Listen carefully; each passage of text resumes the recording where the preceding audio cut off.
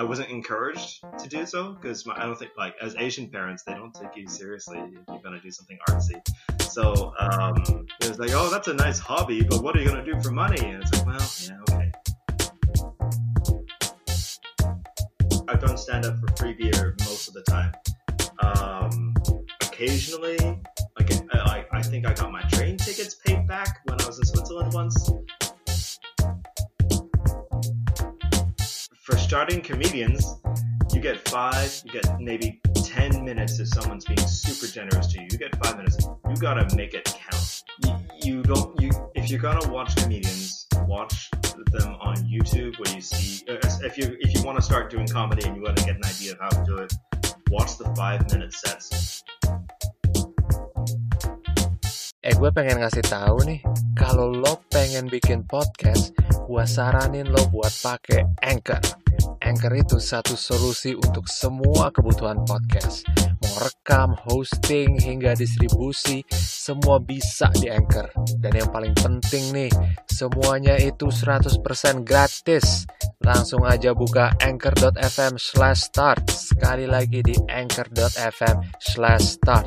Oke, lanjut.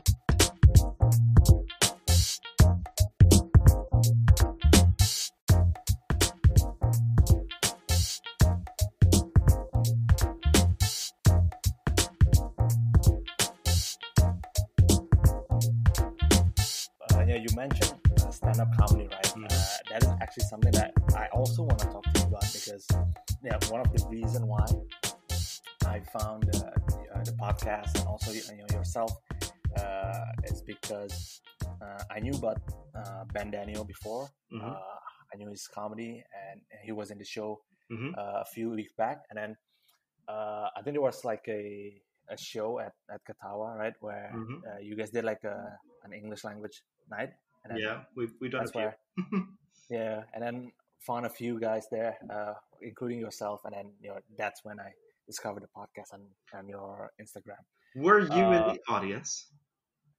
I wasn't, unfortunately. I've been following Katawa for quite a while, and I haven't really had the opportunity to attend a lot of like the events there. Especially the English language one.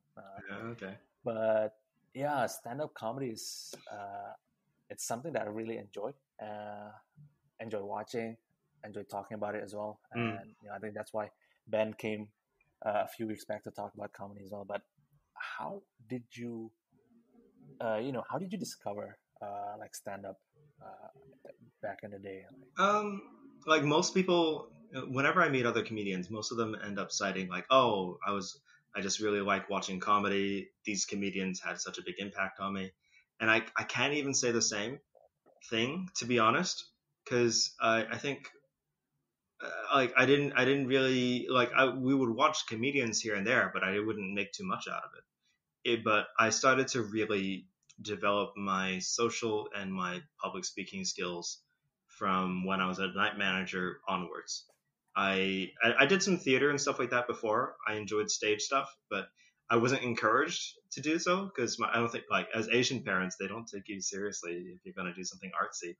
So it was like, oh, that's a nice hobby, but what are you going to do for money? And it's like, well, yeah, okay.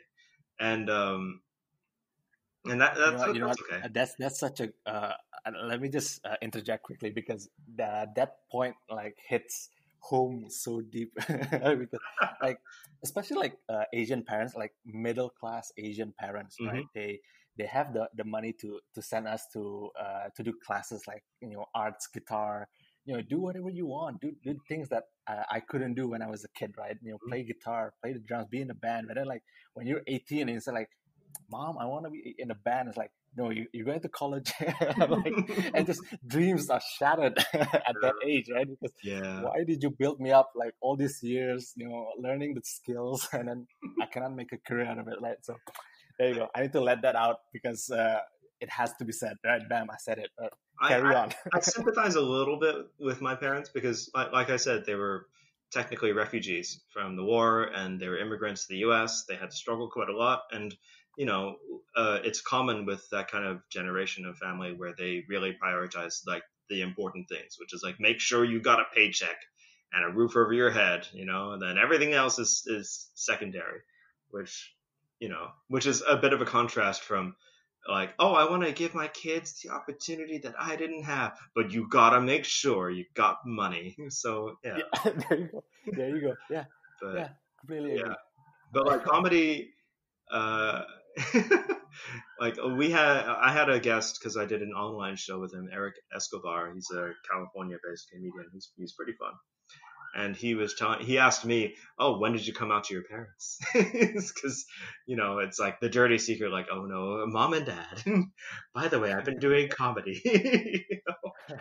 But the thing was, it wasn't quite that way for me either, because like I said, I had been developing, like, I realized I was pretty good at talking to people. I was pretty witty, just having conversations when I was a night manager. And when you work in hotels, you talk to a lot of people, and especially in the States, they encourage you to be more personable, to be more interesting, because that makes it more memorable for guests if they have like a waiter that they really, interacted with, or if you had a problem and you were really like memorable for some reason, people stick in your mind. And I realized I was pretty good at that. And then later on, and then when I went back to university, I don't know about where you went to school, but damn, like a lot of university presentations are so boring. Yeah. And I thought I can do better than this, and I really loved giving really good presentations. I liked showing off my knowledge and doing it in an entertaining way. And then I started working as a tour guide, which it was, to be honest, it's my favorite job that I've ever had. It's not consistent money or anything like that. And I think Switzerland's kind of a special case. It's not like other countries. Somehow you actually can make okay money with it. And it was so much fun because I got encouraged to like learn stuff about the city that I just was interested in. And I got encouraged to write my own tours, to do it how I want to.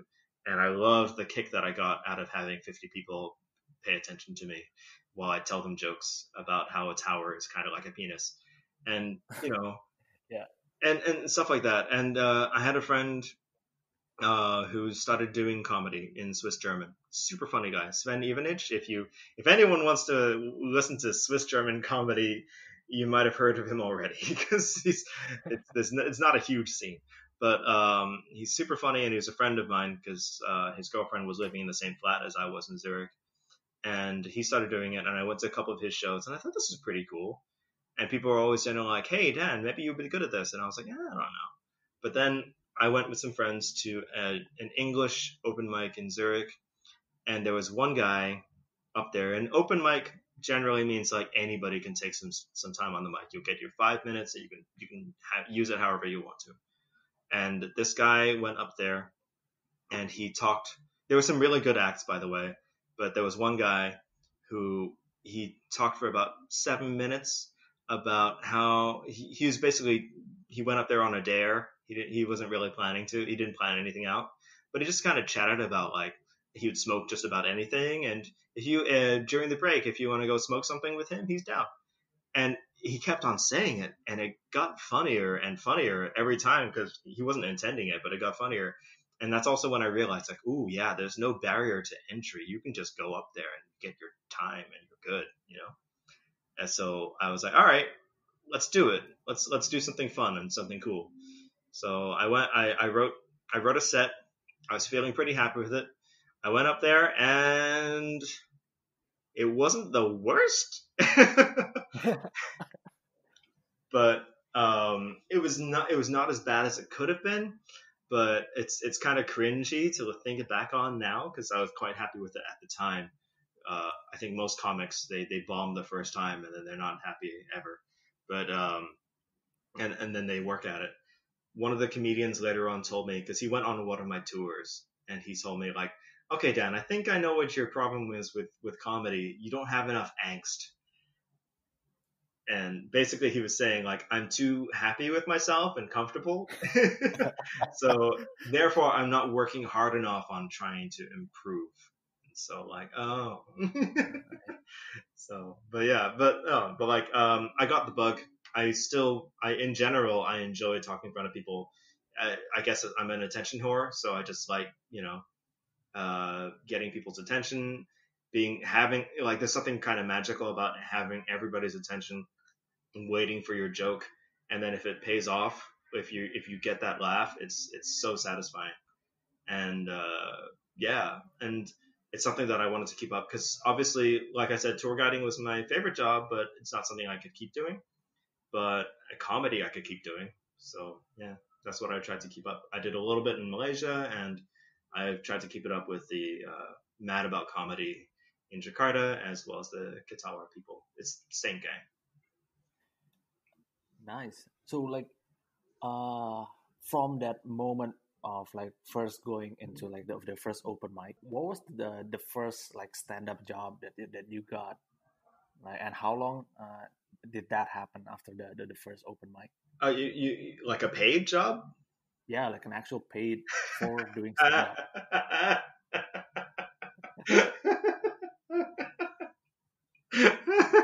Pay. Oh. That's the joke within itself. Sorry. Oh man. Sorry. I've worked for free beer. I've done stand up for free beer most of the time. Occasionally, I think I got my train tickets paid back when I was in Switzerland once.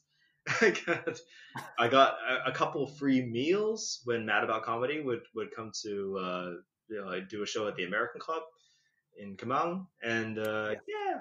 But the first time, I would say that it doesn't like Ben Danio told me that if you like in the Indonesian scene, which is exploding, which is huge, it's really cool.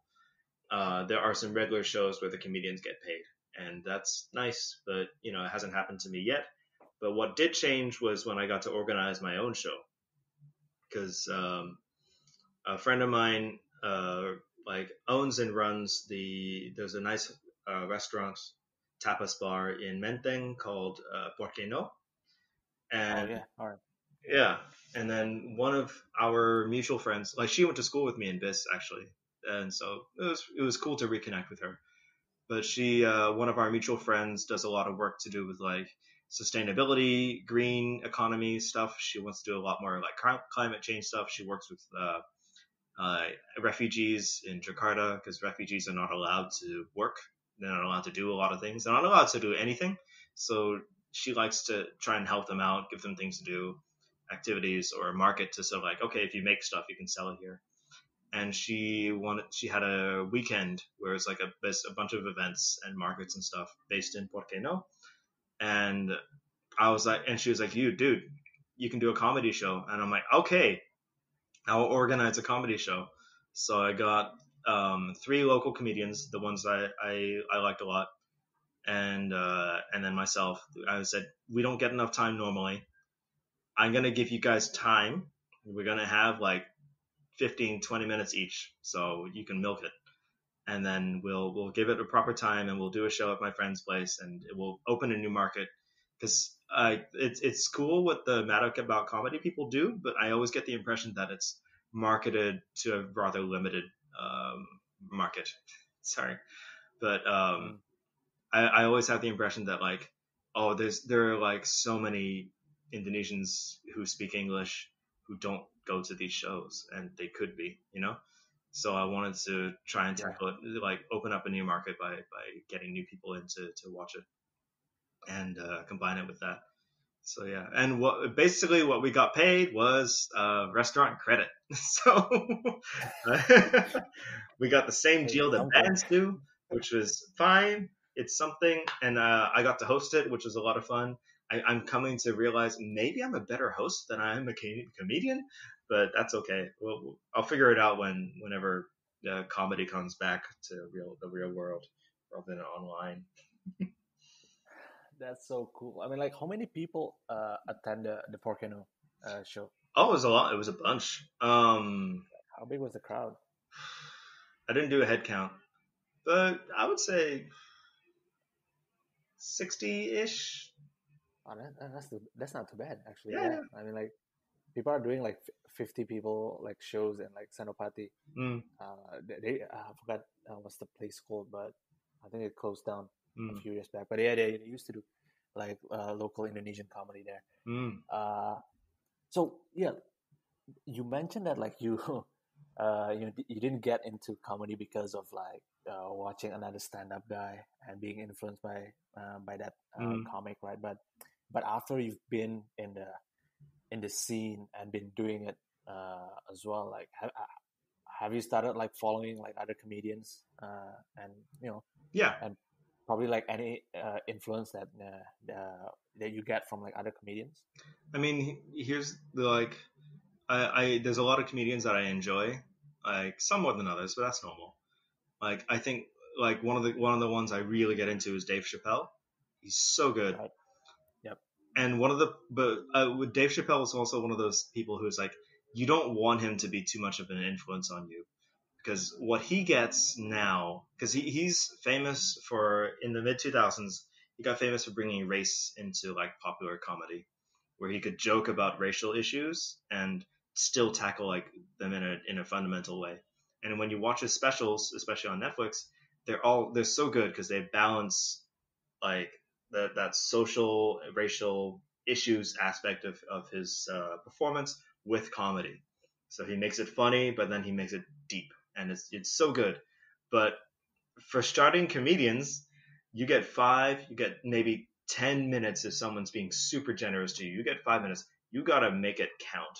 You don't have time to get into the long performance of bringing these people's emotions up and down. You just want to get as many laughs as you can, or get the biggest impact that you can within those 5 minutes. And so this is the thing where like if you're gonna watch comedians, watch them on YouTube, where you see if you want to start doing comedy and you want to get an idea of how to do it, watch the 5-minute sets that you can find easily on YouTube. There's a lot of channels for this. And then you'll get an idea of what a set is like, because you get 5 minutes to do as much as you can. Don't watch the big ones. I mean, you watch the big ones for enjoyment.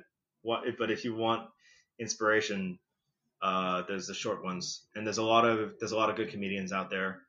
And if I wanted to highlight some people that I found really special, there's an Arab American comedian called Dina Hashem. She's hilarious. She's very, I don't know, she has a very dry, sarcastic sense of humor. And when she's kind of a small woman, and she has a kind of a monotone voice. And so when she roasts someone, it's amazing.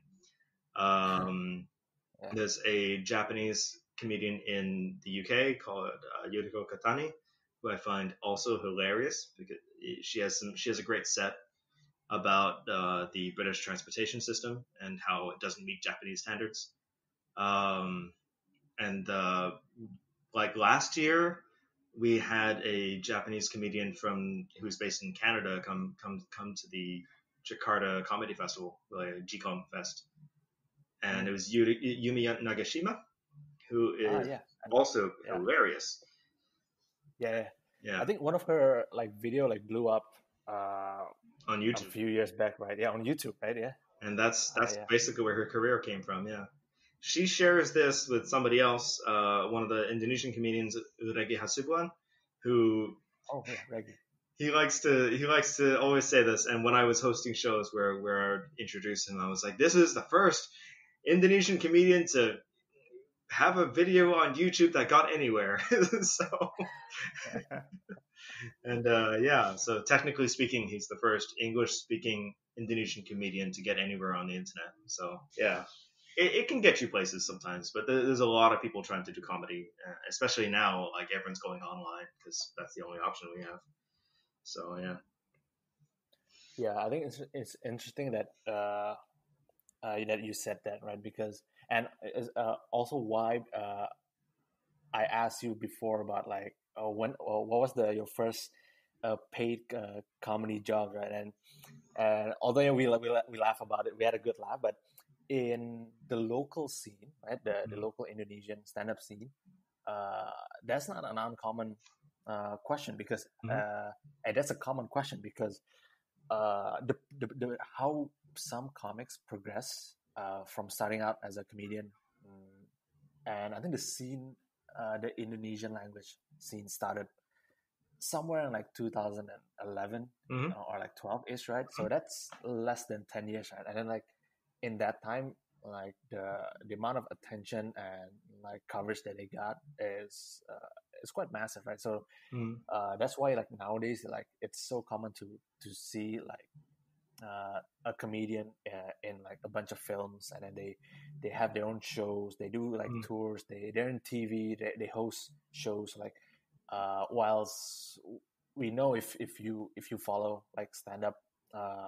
quite intensely, that like even in like America and in US, some of the like the well-known comedians that we know, it took years to even like get into like a late show and did like 10 minutes in like Letterman or like something. Like I think the best example is like Chris Rock, like one of my favorite comedians, and like he spent years before like getting into TV, right? So like what, so like that different and like in terms of like the scale and how it blew up so fast. Like do you not feel that like it's not happening how no, well, let me rephrase it. Like with how the local stand-up scene is blowing up, like even till now, like how can like the English language stand-up scene in Indonesia can like catch up and like pick up the speed, so that like it become like even more well known, not just with the, I don't want to say that just the expat community, right? But like you said, there are Indonesian who speaks English very well, and they do follow a lot of like the English language stand up from abroad, and they also want that happening locally, right? Including myself, right? So how do you think like the way to catch up with the local language counterpart in this case? So one of the things that they're always worried about here is because comedy is always kind of it's transgressive, when you're doing it well. And that means that you're poking fun at authority, because you should, generally speaking, I think as a rule of thumb, good comics don't punch down. You don't want to make fun of people who are already in a shitty situation. You should punch up, like at people who are in authority. But the thing is that authority doesn't always like being made fun of. So telling jokes about the government or about some taboo subjects and stuff like that can be tricky, because you don't want people to get offended. You don't want the government to get offended. What if somebody comes and shuts them down, and especially when it's, and because it's comedy, so it's like it's a tricky line. And this is the advantage that you get in Western countries where there's no such restriction. You just have the audience to worry about. But here, like there's a bit of concern about that. I think that's why they're being careful with their audience to some extent. They don't want to. I've never had anybody said it to me, so I don't know how true it is. But this is the feeling I get, is that like they're kind of comfortable where they are. They don't mind growing it a bit, but they're being cautious. And I feel like, okay, but there's still room to grow if you do something different, or you don't have to make fun of the things that Indonesia, like the authority in Indonesia, whatever form that takes. Like, but you can't, like, it would be great if you could, but like it's difficult, I think. So, but I think like there's still a lot of room for that, because there's so many like middle class, especially here in Jakarta, so many middle class Indonesian people who spent time abroad or speak great English and don't manage to go to these comedy shows. Because when I went to the ones there, it was all it was mostly older expats, their Indonesian wives and related people. I rarely saw younger Indonesian people. Like I would see them, but like more rarely, And it was one of those things where I'm like, you can definitely do better. And there's a whole like middle class, like a large middle class of Indonesians who speak English and would love to go to comedy shows that are in English, and not just Indonesian, like have both. And then English. The other concern is that like at a lot of the shows in Katawa, they would usually ask people, don't record this. Like we can record it and then we can publish it ourselves. Then we take our own risk. But if you publish it and it goes willy-nilly, then who knows who's going to see it and get offended because they weren't here to get the context, and Right. of the joke. So if someone like makes fun of religion or something like that, someone who's might get offended and try to shut them down, and that's always a concern, and it's difficult to grow it in these circumstances, you know.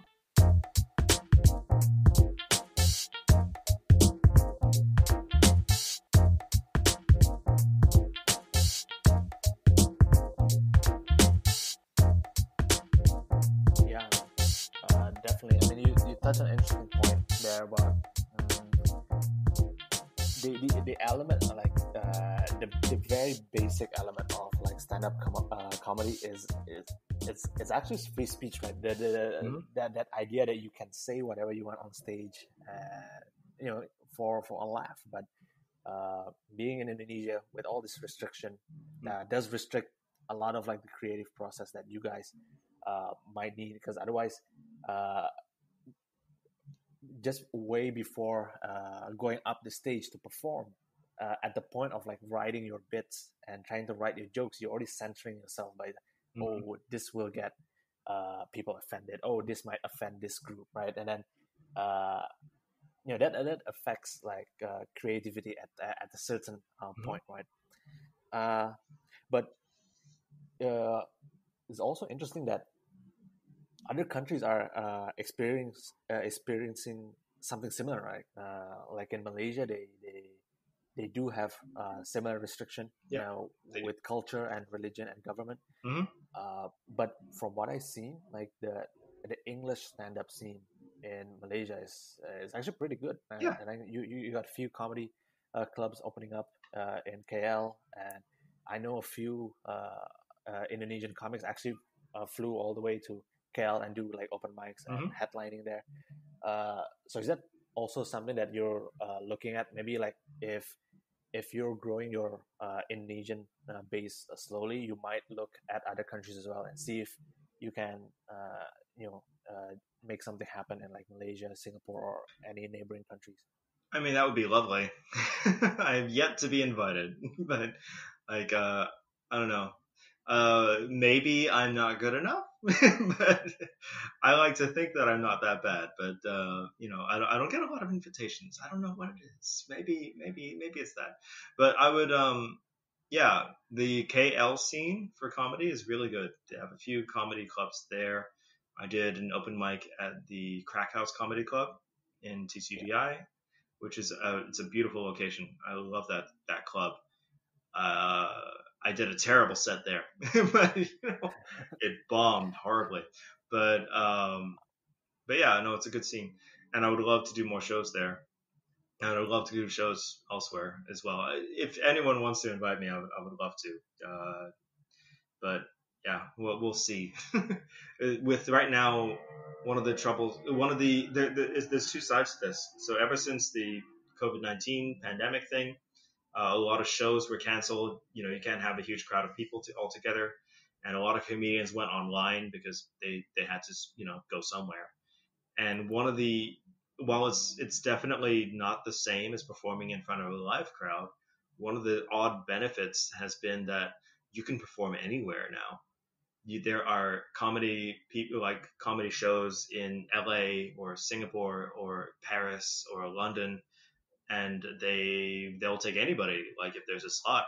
So you can technically perform an international career from your living room. So that's been one of the cool things. It's time differences are an issue, of course, but you can do it. You won't expect to get paid, and I feel like this is an interesting contrast, because I have been happy just to get the practice in and to make some contacts by performing in some other comedy shows. But like I know that the guys at Katawa, because they opened the club only recently. They opened it in September or so. So it's a new location, and they have bills to pay. And so for them, like, if we're not using the building, if we're not doing something, if we're not making some money, we can't keep it up. So for them, and I think it's also the cultural thing, like you were saying, like in the Indonesian comedy scene, it's much more normalized to just get paid for stuff. And so they wanted to collaborate with a show based, I think, in Sydney or Melbourne in Australia, which was doing a 24-hour comedy Zoom thing.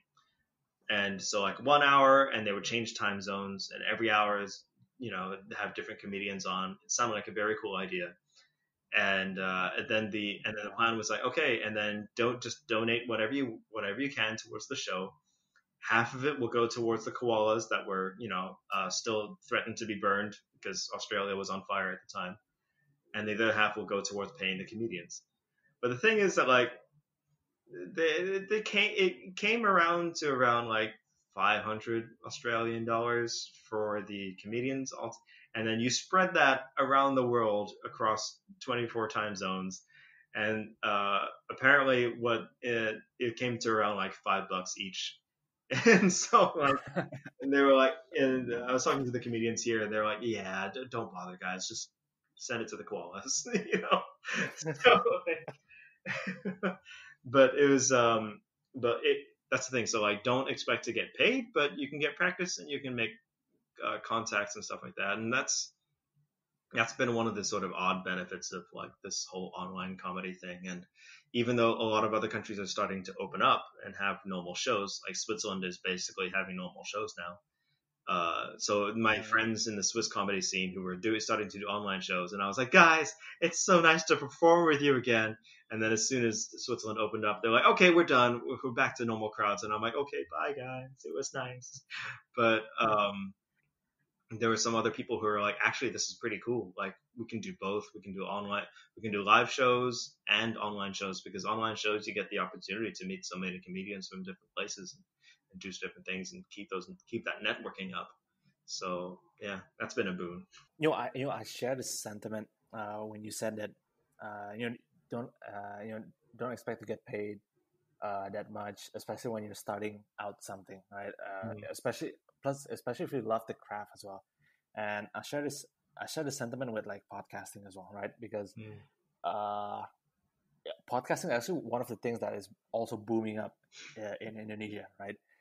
Things are blowing up here. Like trend just grow and like scale up so fast that like it's hard to keep up. But yeah, with podcasting, like now in 2020, it's so normal that people already making money from like podcasting, right? And some made pretty good money, like and it wasn't something that most of like the local podcaster would thought about last year in 2019. And 2019, we're just a bunch of guys having fun talking to like a microphone, right? And then suddenly all this like ad money are coming in, and like and now like the scene changed. Like everyone wants to do like podcasting, right? So I don't know. Something happened that made people not go out and have social lives. I don't know what it is. I wonder what that is, right? Somebody told me that in April, I think it was like there was 100,000 new podcasts launched. Wow, that's crazy. It's a lot of competition. All around the world, or just in Indonesia? No, I mean, it was an American friend who told me, and I don't remember like if that was worldwide or even just in the States, but I think it's worldwide. Yeah, but I do felt that growth, because just last year, no, not even last, let's say 2 years ago, 2018, I can basically listen to all the Indonesian podcasters out there, and actually ran out of content, right? And in just 2 years, there's no way I could listen to all of like the guys that I follow in Spotify and all these places, because now just too many of them, and it's but at least it's like fun doing it. And like you said, like for your case, it's like comedy, you get to meet all like comics all around the world. In my case, it's podcasting, like meeting people like you and like Ben Daniel, and also like people from like different like craft, like not just comedy and like arts as well. So yeah, I really enjoy the experience that I get to have, like especially because I led I don't want to like the quote unquote like a normal life, like the 9 to 5 corporate life. So every time I go on like in front of the mic and do this for like an hour or two. Like, it's a good change of pace and like scenery as well. Like, and you get to talk to people like outside the office and your family environments also. Yeah. It's always good. I always recommend people to have a hobby outside of work, because sometimes you can get caught up in work stress, and no job is perfect, no matter how much you think you like it. Like, there's always going to be days where it's bad, or times where like people stress you out, or your bosses don't understand, or whatever like that. There's always going to be something, and it's so easy to get caught up and let that take over your life if that's the only thing that you're focusing on. But if you have a hobby outside, let it be comedy, podcasting, crocheting, whatever, you have something else to work on. You have something to separate your life, to define yourself as more than just the job that you do, And I think that's important as human beings, like, to have that balance in life. Yeah, couldn't agree more. I want to go back to stand up. With all the restriction, whether it's COVID or just being like in Indonesia with all the being offended restriction. So what do you actually talk about in your comedy? Like, what topics do you usually touch and talk about? I usually touch myself, and well, most of us do. That was it. Touch ourselves. but no, like, I here's the problem with I performed in Switzerland, Malaysia, and here now, and one of the problems is that your jokes in one country don't always work the same way in another country, and you always have to write for your audience to some extent, but then you also have to make it yours.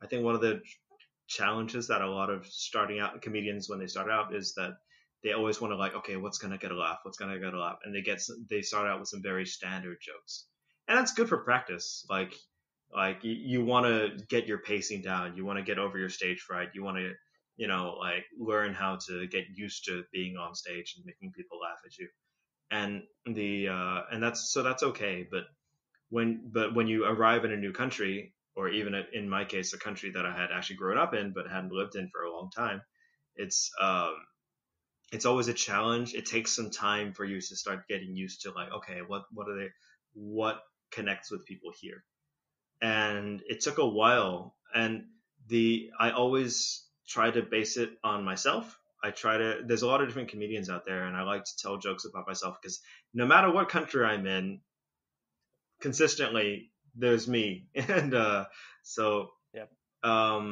When I was in Switzerland, I had lived there for like 5 or 6 years by the time I started doing comedy. So I kind of got Switzerland, and so I could make jokes and there about Swiss things, and they would get it.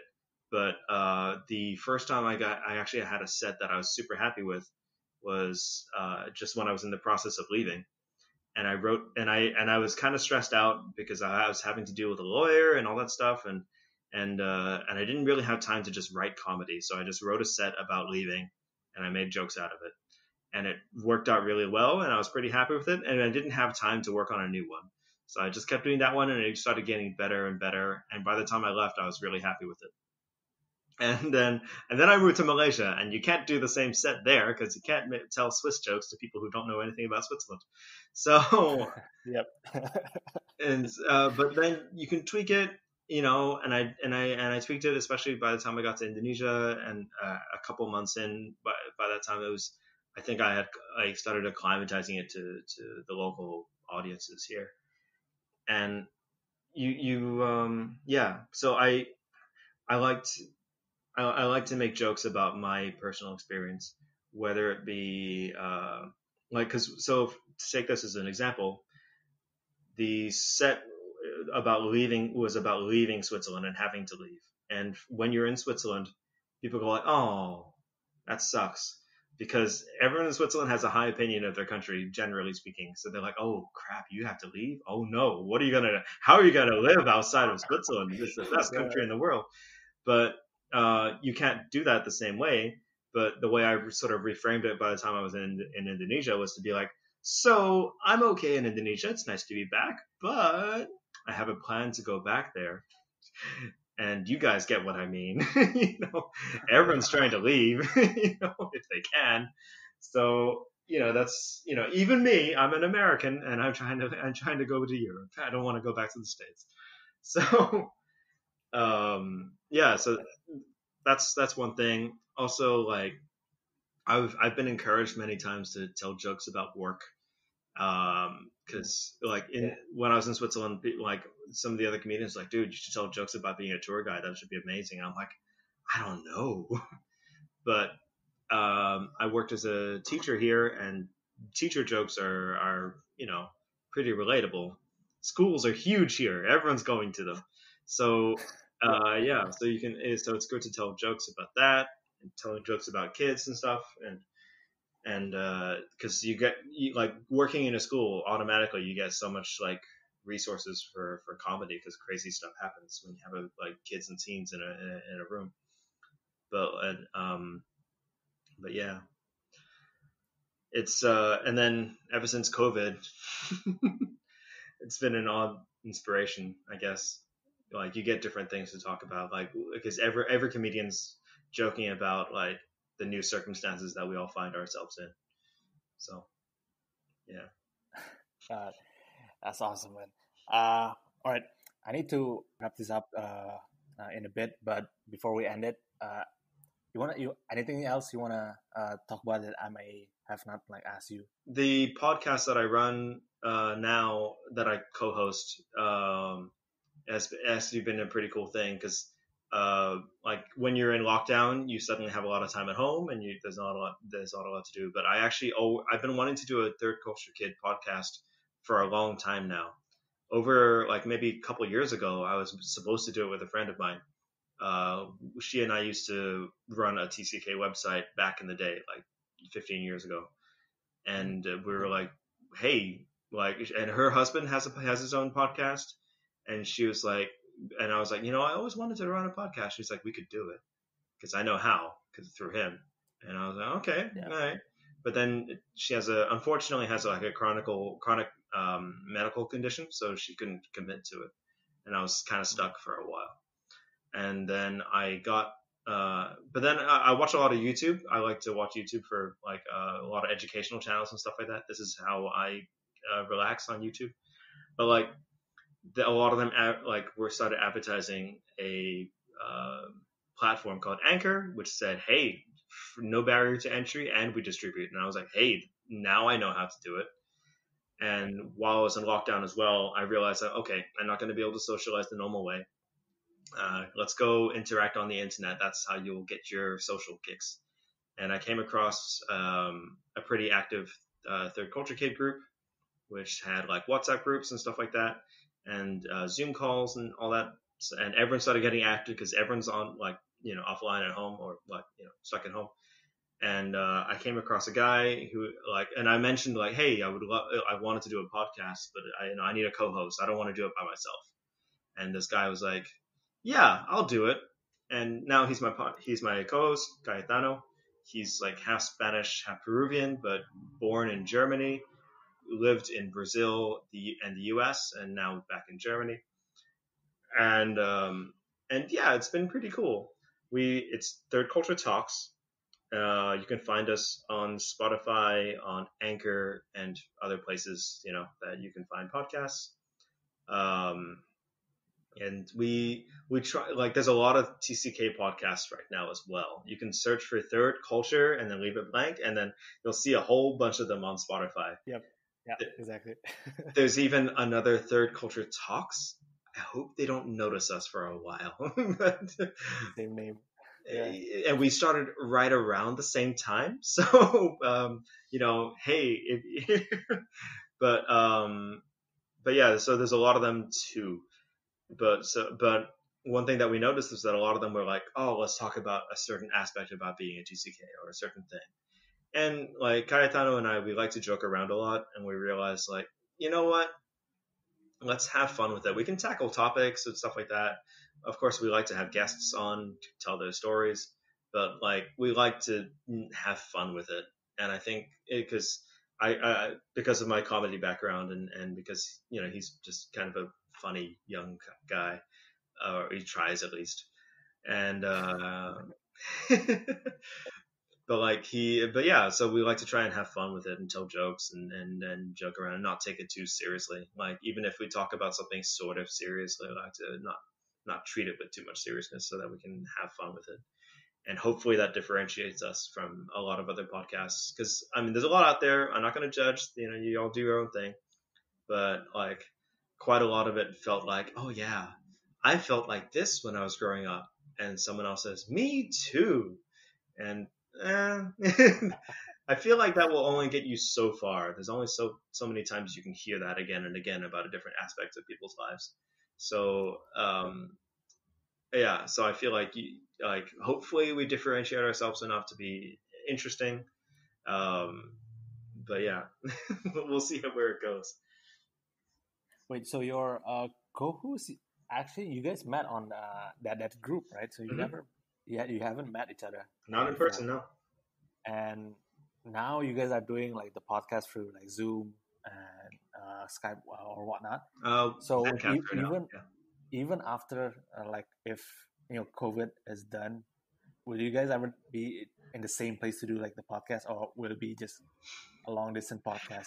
That really depends. So he's in the process of finishing his master's degree in architecture in Germany, and he's not likely to move very far because because of the way careers and stuff are set up in Germany. And it's not 100% sure whether I'm really moving back to Europe, because right now, what are plans in 2020? Yeah, there you go. And surviving. Yeah, exactly. So like, who knows when that will happen? But it would be cool one day to be able to record in the same room, because that would be most of them. Like some comedian friends of mine in Zurich, they set up their own podcast. They call it the XYZ podcast because they come from each generation, X, Y, Z, or Z. And and I like to comment and stuff for them, and so they mentioned me on their show, and they're like, hey, next when you're in Europe we can record. I'm like, well, you guys, you clearly are missing out, because you can totally do this remotely online. All right, dude, thank you so much for being here. Yeah, you're welcome. It was a pleasure.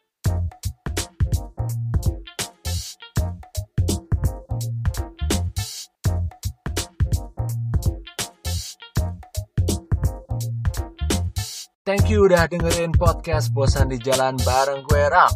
Gua mau ngucapin terima kasih sama Craving For yang udah support gue di podcast ini. Craving For is the taste you'll never forget, the sin you'll never regret. Mereka ini punya koleksi dessert box beragam yang pastinya bakal bikin kamu ketagihan. Ada coklat mousse cake, tiramisu, dan personal favorite gua nih, cinnamon rolls. Jadi, buruan aja cek Instagram mereka di @cravingfor.id, sekali lagi di @cravingfor.id. DM mereka untuk pemesanan. Craving For, the taste you'll never forget, the sin you'll never regret.